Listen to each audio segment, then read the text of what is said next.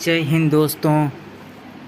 आज हम आपके लिए एक और नया वीडियो लेकर आ चुके हैं जिसमें हम आपको बताएंगे कि इंडियन एयरफोर्स कैसे ज्वाइन करें। इंडियन एयरफोर्स ज्वाइन करने के लिए आपको क्या क्या एज क्राइटेरिया होना चाहिए, क्या क्या क्वालिफ़िकेशन होना चाहिए, इसमें क्या क्या फ़िज़िकल एक्टिविटीज़ होती हैं, क्या क्या फ़िज़िकल क्वालिफ़िकेशन चाहिए, मेडिकल कैसे होता है, A to Z आपको कंप्लीट इन्फॉर्मेशन देंगे। सबसे पहले हम बात करते हैं एयरफोर्स ज्वाइन एज एयरमैन। हम एयरफोर्स को एज एयरमैन के रूप में दो टाइप से या हम कह सकते हैं दो प्रकार से हम ज्वाइन कर सकते हैं। एक एक्स ग्रुप और दूसरा वाई ग्रुप। एक्स ग्रुप होता है वो टेक्निकल होता है, वाई ग्रुप होता है वो नॉन टेक्निकल होता है। ठीक है, एक्स ग्रुप होता है टेक्निकल होता है, वाई ग्रुप होता है नॉन टेक्निकल होता है। ठीक है, इन दोनों में कौन सा बेस्ट है ये हम आपको लास्ट में बता देंगे। ठीक है, हम आपको पूरी कंप्लीट इन्फॉर्मेशन देंगे।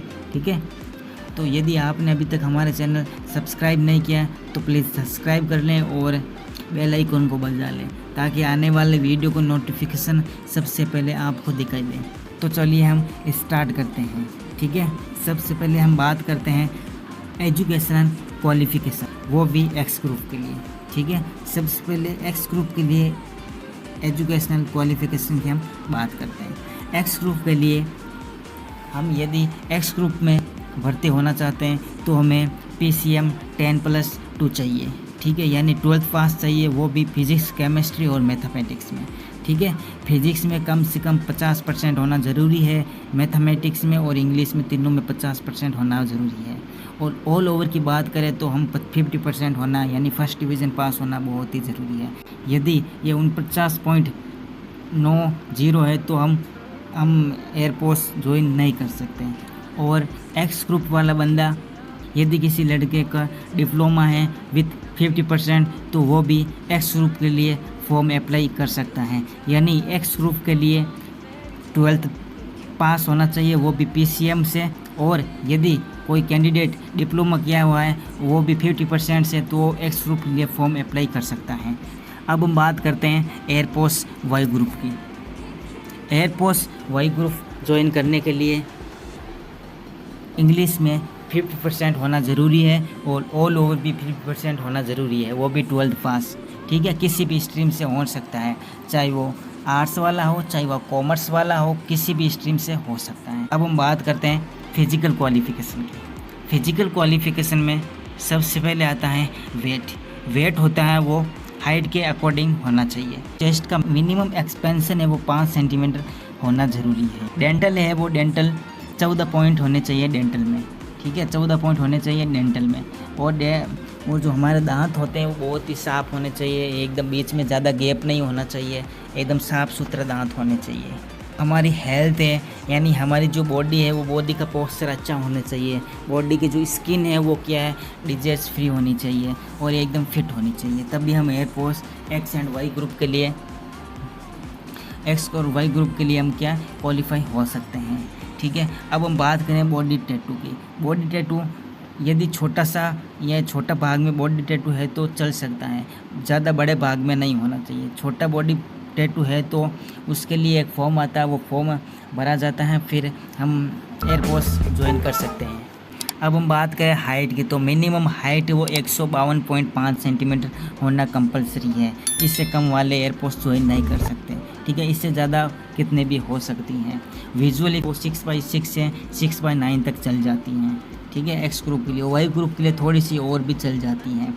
एक्स ग्रुप क्या टेक्निकल होता है, इसके लिए इसमें आइज है वो 6x6 की होनी चाहिए लगभग, लेकिन 6x9 वाले को कभी कभार ले लिया जाता है, लेकिन वाई ग्रुप में 6x9 या 6x12 तक चल जाती हैं। ये तो हो गई क्वालिफ़िकेशन की संपूर्ण जानकारी। ठीक है, अब हम बात करते हैं एग्जामिनेशन किस प्रकार से होते हैं और कितने जगह एग्जामिनेशन होते हैं। इसमें 3 फेज़ होते हैं। फर्स्ट फेज़ होता है, सेकेंड फेज़ होता है और थर्ड फेज़ होता है। ठीक है, फर्स्ट फेज़ होता है वो रिटन एग्ज़ाम का होता है, और जो है ऑनलाइन एग्जामिनेशन होता है ये कंप्यूटर बेस्ड होता है, इसमें आपको रिटन एग्ज़ाम देना होता है। इसके लिए मैं आपको लिए सेपरेट वीडियो बना दूंगा अलग से कि भाई फेज़ फर्स्ट के लिए एक्स ग्रुप के लिए कौन कौन से सब्जेक्ट होते हैं, इसमें कौन कौन से टॉपिक होते हैं, कौन से इंपॉर्टेंट होते हैं, वही ग्रुप के लिए भी अलग से सेपरेट वीडियो बना दूंगा। आप कमेंट सेक्शन में बता देना, ठीक है। अब हम बात करते हैं फर्स्ट जो कैंडिडेट फेज़ फर्स्ट क्लियर कर देता है उसको फेज़ 2 का एडमिट कार्ड मिल जाता है, ठीक है। फेज़ 2 में होता है सबसे पहले जाते ही आपको सबसे पहले सुबह 5:30 के समथिंग बुला लिया जाएगा कौन से BSc पर जहाँ पर आपका फेज़ 2 होना है, ठीक है। वहाँ पर जाते ही आपको सबसे पहले फॉर्म फिलिंग होगा, फिर आपके लिए 1.6 किलोमीटर की रनिंग होगी 6.5 मिनट में, ठीक है। जो बंदा रनिंग क्वालिफाई कर लेगा उसको 10 पुशअप्स लगानी होती हैं, 10 सिटअप लगाने होते हैं और 20 स्क्वाट्स लगाने होते हैं, ठीक है। यदि जो आप बंदा फिजिकल क्लियर कर लेता है उसको बाद में SRT का एग्ज़ाम देना पड़ता है जिसमें 45 क्वेश्चंस होते हैं, 30 मिनट में हमें देने होते हैं और ये 45 क्वेश्चन होते हैं, ये सभी करना कंपलसरी होते हैं, अदरवाइज़ आपको बाहर कर दिया जाता है। और सबसे लास्ट में और सबसे इम्पोर्टेंट आता है ग्रुप डिस्कशन, यह बहुत ही इम्पोर्टेंट पार्ट बन जाता है फेज़ 2 का, ठीक है। इसके लिए आपको ग्रुप डिस्कशन जब फेज़ 1 कंप्लीट हो जाएगा तो आपको फेज़ 2 के लिए मैं अलग से टॉपिक प्रोवाइड करा दूंगा ग्रुप डिस्कशन के लिए, जो बहुत ही आपके लिए इम्पोर्टेंट होने वाले हैं, ठीक है। जो बंदा फेज़ 2 क्लियर कर लेता है उसके बाद में उसको मेडिकल के लिए एडमिट कार्ड दे दिया जाता है। मेडिकल होता है वो फेज़ 3 होता है। मेडिकल टेस्ट में आपके अनेक प्रकार के टेस्ट होते हैं जिसके लिए आपको पहले 15-20 दिन 1 महीने का टाइम दे दिया जाता है, ठीक है। सबसे पहले आपको वहाँ पर जाते ही आपके जो सब आपके जो कपड़े वो उतार दिए जाते हैं, ठीक है। आपको सिर्फ अंडरवेयर में रखा जाता है, ठीक है। वो पहले सबसे पहले जाते हैं आपको वहाँ पर ब्लड टेस्ट होता है, वो भी 2 बार होता है, ब्लड टेस्ट यूरिन टेस्ट होता है, ठीक है। पहले होते हैं खाना खाने के पहले होता है और फिर आपको खाना दे दिया जाता है और उसके बाद में एक बार फिर से होता है ब्लड टेस्ट, ठीक है।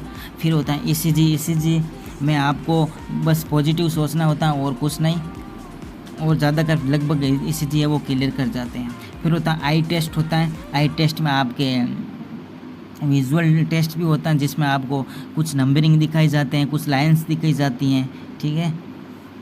और फिर आपका हेयरिंग टेस्ट होता है, इसमें आपको ऑफिसर है वो थोड़े से दूरी पर जाकर वहाँ पर थोड़े से बहुत ही धीमे बोलेगा, ठीक है। तो वो आपको सुनना है और उसको सही सही बताना है और कुछ नहीं होता है, ठीक है। फिर आता है आपको दांतों का टेस्ट होता है, आपके दांतों का टेस्ट होते हैं, इसमें बता दिया आपको 14 पॉइंट होने बहुत ज़रूरी है, ठीक है। दांत साफ़ सुथरे होने चाहिए और कुछ में ज़्यादा कुछ नहीं, लगभग सारे कैंडिडेट दांतों में क्लियर कर जाते हैं। यदि कोई ज़्यादा ही प्रॉब्लम है तो वो अलग बात है, ठीक है। फिर नोज़ में DNT वगैरह चेक की जाती हैं, फिर आपके प्राइवेट पार्ट चेक किए जाते हैं, पाइल्स वगैरह है तो नहीं, ठीक है।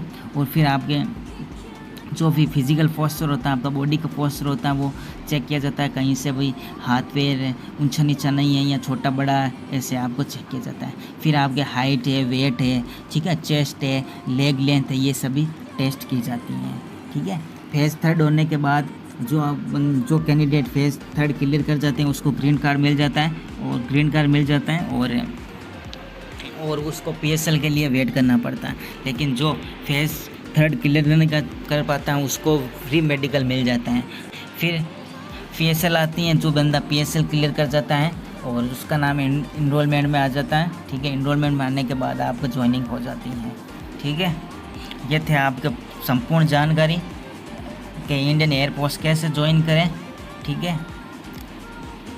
और PSL और इनरोलमेंट के लिए आपके लिए सेपरेट वीडियो बनाया हुआ है।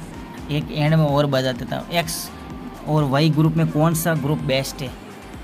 X हो चाहे Y हो, दोनों ग्रुप बेस्ट हैं, ठीक है। लेकिन X में क्या होता है, थोड़ी सी सैलरी ज़्यादा होती है और Y में सैलरी होती है थोड़ी सी कम होती है। ज़्यादा फ़र्क नहीं होता, 5-10 हज़ार का फ़र्क होता है और ज़्यादा कुछ नहीं होता है, ठीक है। वीडियो वॉच करने के धन्यवाद, ठीक है। अगले वीडियो में मिलते हैं, तब तक के लिए जय हिंद, जय भारत।